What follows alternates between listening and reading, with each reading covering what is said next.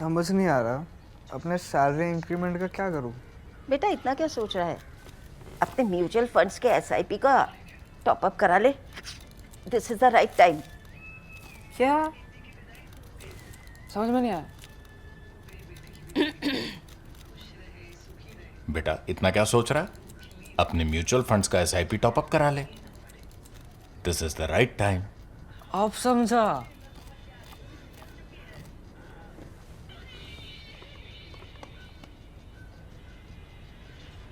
Mutual fund investments are subject to market risks. Read all scheme-related documents carefully. We know where the action has been since 2 o'clock this morning, 2 a.m. today, Indian time, because that was the business hour in Washington. And that's where Narendra Modi and Donald Trump were meeting. They had a long meeting and then they had a long press conference where also our Prime Minister took a couple of questions. The important takeaways from this I will list for you.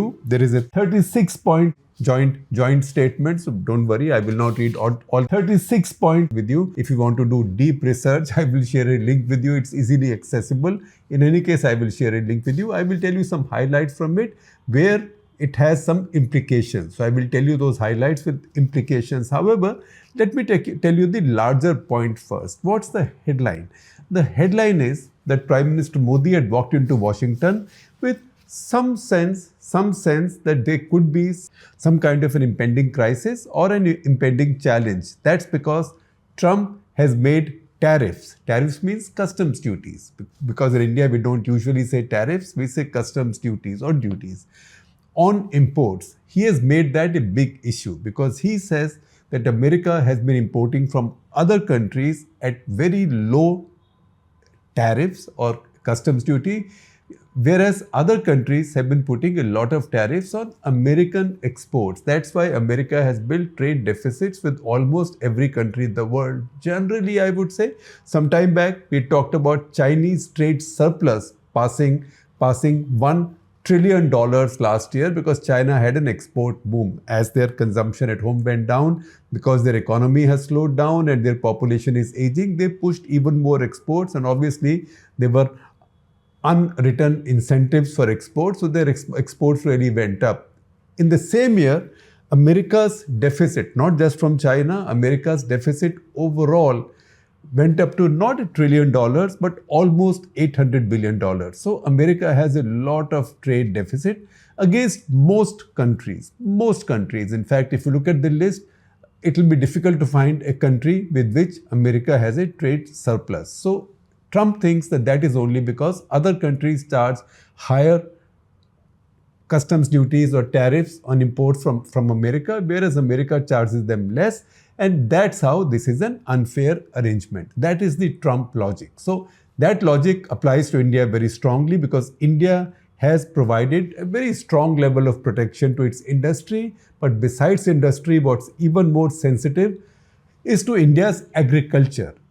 And for protecting India's agriculture, India has always had very high tariffs on any imports into India of agricultural produce. America also is a big agricultural exporter. So that is where many of the problems lay. And also in the last few months of Biden administration, many strains had developed in the India-US relationship. Those were also weighing on Narendra Modi's mind as he walked into Washington. So surely a lot of homework had been done before he went in. Jaishankar, the External Affairs Minister, had been there recently. He went for Trump's inauguration and he met other senior officials of Trump administration who were only nominated until then. They are now being confirmed one after the other. I think only Kash Patel is left. All the others have been confirmed now. Tulsi Gabbard, R.F. Kennedy, etc. Waltz, the NSA, Pete Hegseth, Secretary of Defense, they've all been confirmed. So a lot of homework was done. That's why India expected tariffs to be the big issue. And you can see the preemptive action India has taken. In the budget itself, India lowered duties, as we call tariffs, duties on some of the sensitive products for Donald Trump. For example, motorcycles.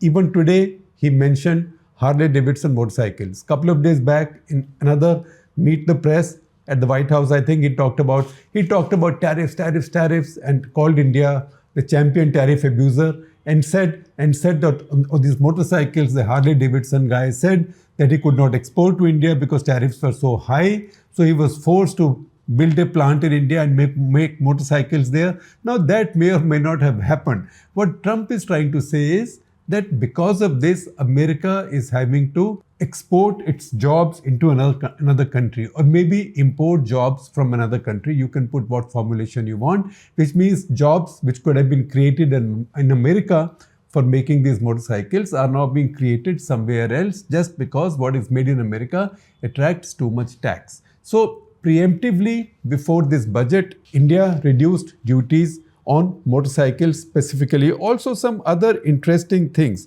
For example, and this is a dead giveaway. In the section on trade in this joint statement, a couple of items are specifically mentioned, and you might wonder why. The joint statement, for example, welcomes India's action on alfalfa hay. Alfalfa hay is something that is used for flavoring. It's also used in cattle feed, etc. America makes a lot of it, but it's an agricultural product. So India had a high duty on this. That was reduced, but some other things. Frozen fish paste in the same budget, which reduced duty on heavy motorcycles, 1600cc plus motorcycles. Duty was reduced on lighter motorbikes also by less percentage, but that really doesn't matter to America because those are not exported that much. Those are exported, in fact, by India, smaller motorcycles below 1600cc. Similarly, for frozen fish paste, it has gone down from 30% to 5%. So that was again preemptive action. Now, things that the joint statement mentions, specific commodities. So alfalfa hay, I told you, that's been relaxed. Then duck meat, the joint statement mentions. Duck meat, you wonder how big an export that is from America to India. But on March 6, 2024, not now, but last year itself, India had reduced duties on duck meat from 30% to 5% because that was an American pain point. However, Donald Trump's administration has added that to this joint statement as if this is an achievement for now. And also, very important, I don't know whether you drink alcohol or not, you know what bourbon is, because so much of American popular culture, movies, etc., they have bourbon in them. Novels, fiction. Bourbon is so much a part of the American culture. So duty on bourbon has been lowered from 100% to 50%. That is also mentioned in the joint statement. However, the key thing is, when was the duty lowered? It wasn't lowered in the budget. It wasn't even lowered last year, as I said, in the case of duck meat. It was lowered 13th of February. That is yesterday, the day on which Modi was meeting Trump. On 13th of February, by a notification, Finance Ministry lowered import duty on bourbon from 100% to 50% because they knew that this is something that the Americans have been thinking about, and this was going into the joint statement. So this obviously was work that went on for a very long time. Now, the best analysis or the best insight or the best short statement on the quality of this engagement that I've seen came from CNN. It was a discussion on CNN where the anchor was asking Will Ripley, the senior international correspondent at CNN, about the Modi-Trump visit. And he said, India, it shows that India understood the assignment very well. And he says, just like the Japanese Prime Minister, he also turned out to be very successful visit. The Indian side also seems to have understood the assignment well. And he said how Modi and the Indian side handled this. And I'm quoting from him, it's a masterclass for other leaders in the world to know how they should walk into negotiations with Donald Trump to achieve the best possible outcomes, given what you have to expect. And he said just before this, Modi actually must have been put off balance by Trump's announcements or noise of reciprocal tariffs, because when it comes to reciprocal tariffs, India becomes a major target. So if this visit had not gone well, this could have resulted in a loss of face, Modi going back to the loss of face. However, exactly the opposite has happened. Then he says, it's possible, he says, and I quote from him, they might have had a PR team to think it up. But this MAGA plus MEGA, that is Make America Great Again, plus make India great again equals mega. This was a brilliant formulation, and he says that certainly is the kind of clever branding that Donald Trump loves. And that is how this visit proceeded. Now, that said, that gives us an idea of the quality of the visit. Then let us look at some specific things. So broadly, President Trump spoke, Prime Minister Modi spoke, Prime Minister Modi took some questions, which is a new thing.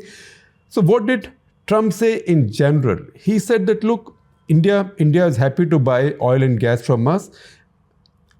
And somebody said, but India had a very good relationship under Biden administration also. So Trump says, I don't think so. I don't think they had such a good relationship under Biden administration, because Biden administration would not even sell them oil and gas. I just don't understand it. And now he's aiming for America to become among the largest oil and gas suppliers to India. Today, it's among the smallest. It's significant, but among the smallest. But he wants it to become the highest.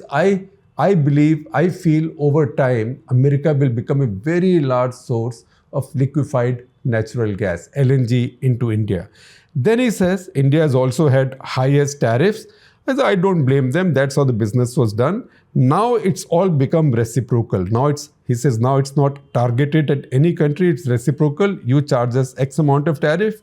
We will charge you X amount of tariff. He said he was going to do it in 2019 in his first term. And then COVID came and Spain and Italy and all were going through all that pain, and then all the rest of the world also. Because he wanted to be humane, he did not bring in reciprocal tariffs then. So this is an old agenda which is now unveiling. Other questions that came up, Prime Minister Modi was asked a question about Adani, and he said that this is a personal matter, obviously between Adani and the authorities. And he said, as far as we are concerned, in Indian culture, all of the world is a family. That was one way of giving a diplomatic answer. But he said, when heads of the two countries meet, दो देशों के मुखिया जब मिलते हैं, they don't talk about individuals. Individual in this case being Adani. And then at some point in this conversation, somebody asked Trump a question about China, India-China relations. And then Trump went into some detail, not all accurate, but the fact that India and China have had a very fraught relationship, accurate, that they fought a violent clash, very accurate, that they fought a bunch of violent clashes, very accurate, some lives were lost, very accurate. But he said this is still going on, clashes are still going on, no, doesn't fact check, not accurate. Right now, clashes are not going on, India and China have stabilized the situation. However, Trump said if there's any way he can help, he'll be happy to help. He's a man of peace. He was talking with Putin earlier and also he was also talking in the past in terms of denuclearization because those weapons are so awful.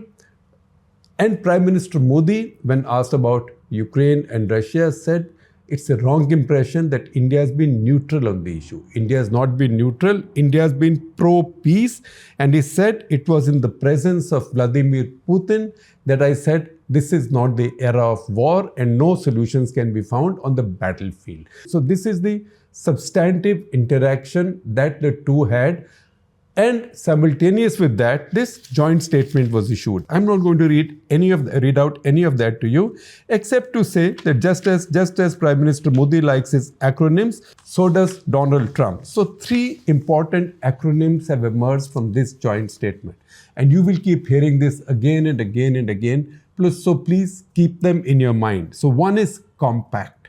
That is, I think, the most substantive of the 3. There is compact, there is Asia, and there is trust, right? So take these 3 down. So compact, the most substantive, and I think you will start seeing the results much faster than on others. Compact is catalyzing opportunities for military partnership, accelerated commerce and technology for 21st century. Now, I don't know why they use the word catalyzing. That's my only editorial quibble with this. Because a catalyst is something that enable something, but that does not participate in a chemical reaction, right? In this case, this is more than a catalyst. This is actually action. So I would have preferred maybe consummating instead of catalyzing. So catalyzing opportunities for military partnership, accelerated commerce and technology for 21st century. Maybe I would have liked to say consummating opportunities for military partnership, accelerating commerce and technology for 21st century. But obviously, I'm not the editor on this. Nobody takes me seriously. And I was never smart enough to get into IFS and to rise to a level where I could draft these things. So that's just a fancy quibble on my part. You can ignore it. Second is Asia. Asia is Autonomous Systems Industry Alliance. Autonomous systems, as we know, are machines, systems that can work without human intervention or human supervision. Looks like the Chinese have taken a lead there and the Americans are worried. India is very worried. America has the science, America has the technology, India has a lot of engineering, and India has a lot of people. So the two countries now plan to cooperate. This is an ongoing thing, but now it has a name. So first is compact, second is Asia, third is trust. What is trust? Again, very important. Transforming the relationship, utilizing strategic technology. So as we go along, I will talk about some of these in detail because I will pick up the highlights from this 36-point joint statement with some implications in terms of what each one means. So first of all, the first section, it's very important. The first section in this joint statement, and you will see it on your screen also, the first section is defense. That's the reason I told you this compact, which is catalyzing opportunities for military partnership, accelerated commerce and technology for 21st century, is the most important of the three acronyms. Defense features first. And what does defense include? Read it in detail. But one, it says that the two countries are now finalizing a new 10-year framework for US-India major defense partnership in the 21st century. So this is not buy 3 planes, 3 helicopters, 2 aircraft, 100 guns, not like that. It's a 10-year plan and partnership. So this is like 2 5-year plans. I know we don't like 5-year plans anymore. Or the tenure of 2 prime ministers in India or 2 parliaments in India, or the tenures of 2.5 presidents in America. So this is for the long term, 10 years. Number 2, it expresses satisfaction that so many American systems have been successfully integrated in the Indian Defense Forces in operations. C-130J Super Hercules, the 4-engine transport, C-17 Globemaster 3, again the big transport, P-8I Poseidon, that is the naval reconnaissance and anti-submarine warfare aircraft, very long range, you've seen them flying all over, CH-47F Chinook, the big helicopters with 2 rotors, MH-60R Seahawk helicopters for the Navy for anti-submarine warfare and more, EH-64E Apache helicopters. These are attack helicopters, assault helicopters, or even assault breakers for the Army and the Air Force. Harpoon anti-shipping missiles, M777 howitzers, and on their way. Right now we have some on loan for trial and training. That is MQ-9B long-range drones. Then it says that India and America, this is the business end of the statement. India and America are working on setting up joint production in India. Remember, joint production, underline that, not sale. Joint production of Javelin anti-tank missiles. Those were used very successfully by the Ukrainians against Russian tanks. Javelin anti-tank missiles, and this is something the Indian Army has evaluated for a lot of time. But this decision has got caught in the usual orbit of Indian defense acquisitions and nothing's been done. So now Javelin is going to be co-produced in India. So that question is answered to some extent. And also Stryker infantry combat vehicles. Now this is again something that's been a matter of great debate, that within India, Indian manufacturers can make something like that. But it seems that America also wants to spread out its own production facilities, because sometimes this equipment can be needed in different parts of the world because America is a global power. So they'd rather also have production facility in India, where India is a big buyer, but also this can be produced for American use elsewhere. That is the Stryker infantry combat vehicle, which carries a cannon, carries other weapons, also carries missiles, rockets, notably routinely carries a Javelin anti-tank missile. Then negotiations are beginning, again the joint statement says, on 6 additional P-8Is. These are expensive aircraft, but these are very vital aircraft. In fact, when India and China had their standoff in Ladakh, P-8Is were loaned by Indian Navy in a way to the army to also fly over the Ladakh region for surveillance purposes, because this is a very effective aircraft with a very long range, can be in the air for a very long time, has great sensors and computers. So negotiations have now begun for 6 more, and once the price negotiation is done, this order will be placed. With this, we get done with the immediate issues on hardware. Then there is a US-India review of what is called as ITAR, which is International Traffic in Arms Regulation. That is to make it easier for the two countries to do arms trade. And this talks not just about America selling to India, but also America buying from India, because India has now become a sizable arms exporter. This year, Rajnath Singh said at Aero India that the value will go up to 30,000 crore rupees. A lot of that is ammunition and not very high-tech stuff, although now Pinaka rockets are coming in. Some artillery is coming in because some of the Indian private companies are making artillery, which Indian armed forces may not be buying, but which has quite a bit of demand overseas. That besides, now that this joint production will begin, ITAR has to be relaxed also for India to be able to export to the US or anybody the US designates, in this case, as is happening now with BrahMos, Russian-Indian joint venture, but India is exporting it to the Philippines, possibly now to Indonesia as well. Then the two nations are also opening up negotiations on reciprocal defense procurement agreement.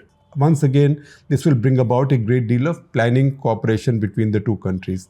In his opening remarks, Donald Trump also said that he's offered India the F-35 fighter jet. To understand the political significance of this, we need to underline one fact, that India has never as yet, since we became independent, has never employed an American-made fighter aircraft, a fighter jet. There is, of course, the Apache helicopters, a small number of them, but those are helicopters, not fighter jets.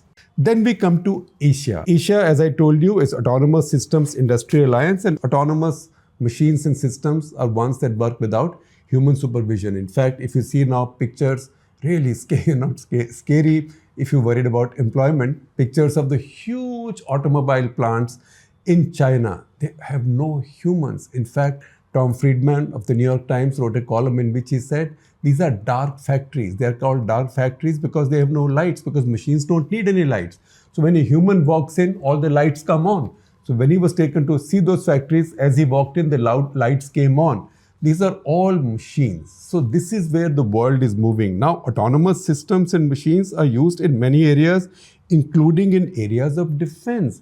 Now you have this long-range drones, unmanned drones. You have subsurface drones. That's how Ukraine sank most of the Black Sea fleet of the great Russian Navy. So there, both countries are going to cooperate, and this part of the statement also acknowledges the joint venture between an American company, Endural Industries, and India's Mahindra, who are co-producing, I am taking it from the statement, they are co-producing state-of-the-art maritime systems and also advanced AI-enabled counter unmanned aerial systems. That means when the other side attacks you with unmanned aerial systems, how do you counter that?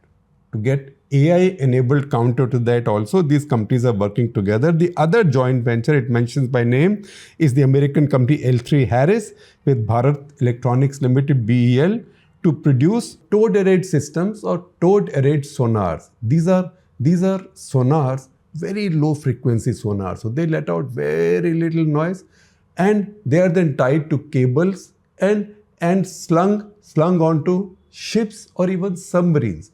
These cables are so long that the noise made by the ship or submarine is cut out, and any other noise or acoustic evidence of there being another vessel, especially submarine, in a large area can be picked up by these sonars. So they are not close to the vessel, to the base ship to which they belong. They are very far away.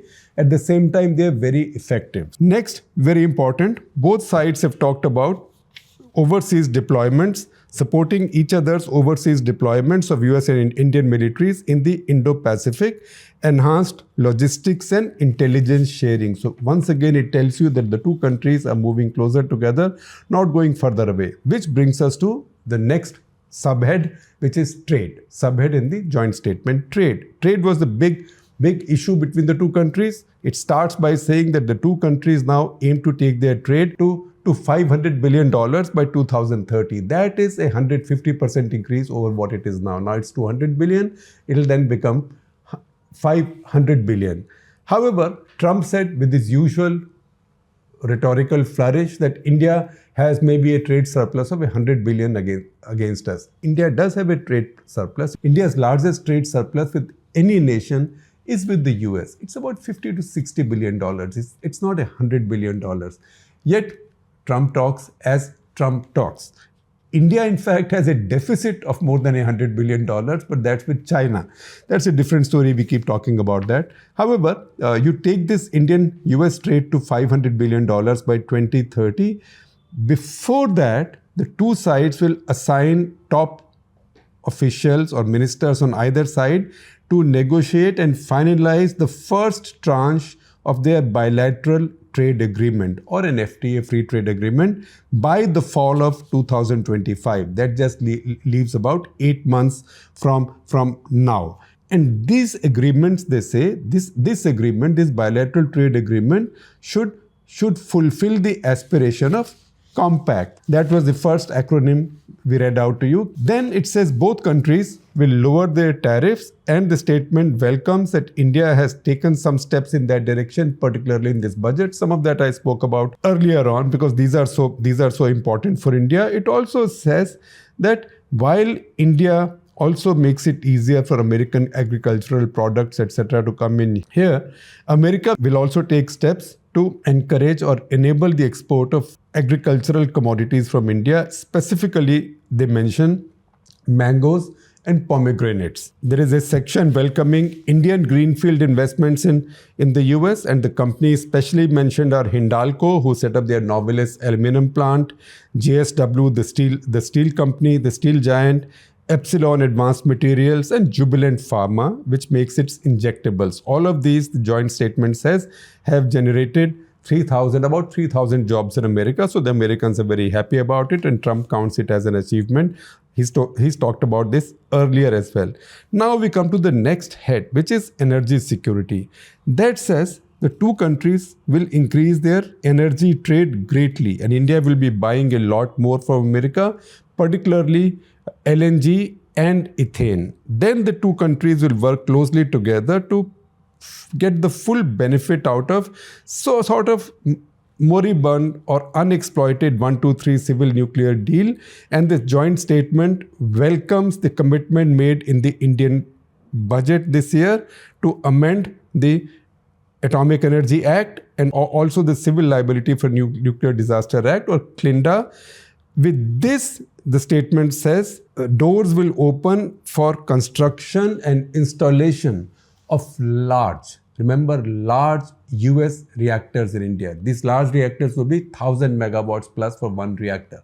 Large nuclear reactors in India. In the past, there were negotiations with Westinghouse, but they didn't reach anywhere because of the Indian nuclear liability law. Now, if that changes, it is not just the advanced SMRs or small modular reactors that we talked about earlier, but this will also open the doors for large American reactors to come into India and to be reproduced in India. And then we come to trust. Trust is transforming the relationship utilizing strategic technology. So first of all, and this is very important, that Indian companies will set up units in America to make API. APIs are active pharmaceutical ingredients. It's an example I've used earlier. If you have a Dolo, everybody pops a Dolo or a Crocin, right? Or in any paracetamol. You have to know that the medicine that's inside it, forget the packaging, the medicine inside it or the paracetamol is called API or acetaminophen. That is called API, active pharmaceutical ingredient. Similarly, any antibiotic, any drug. China has a near monopoly in the world for API. So the Crocin that you eat or Dolo that you eat, you can be almost sure that it is based on APIs imported from China. America wants to diversify that and diversify that not just in India, but because India is such a big power in pharma manufacture, in cheap pharma manufacture, they also want India to set up API units in America and maybe produce there and import from there. That way, both sides get a supply chain protection. So God forbid another COVID-like thing happens and China is shut for some time. The world is not starved of this very important products. Then the two countries will work together on strategic and critical minerals and expand their mineral security partnership. That we've talked about in the past. But the interesting thing this time is something called a Strategic Mineral Recovery Initiative. What this means is that the two countries work together, develop technologies to recover critical minerals, including lithium, cobalt, and rare earths from industrial waste. That comes out, waste or byproducts, which comes out, say, from aluminum industry, coal mining industry, oil and gas, all of which are major in India as well. Now, you collect that waste and you see those byproducts and use new technologies to recover these super precious metals from there.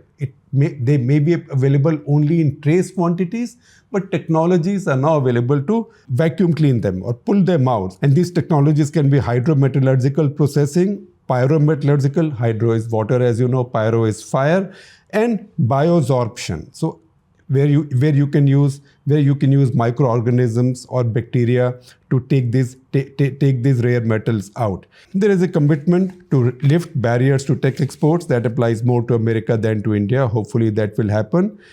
Modi said he looks forward to welcoming Trump to Quad Summit in India.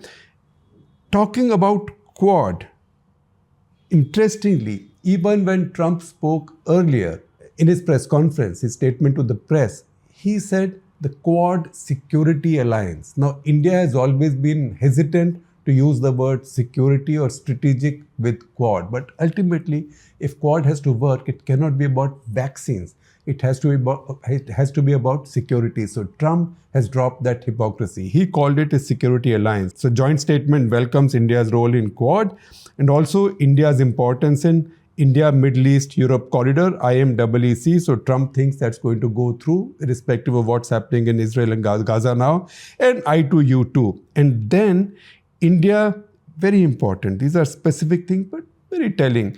India will be investing in maintenance and repair of undersea cables.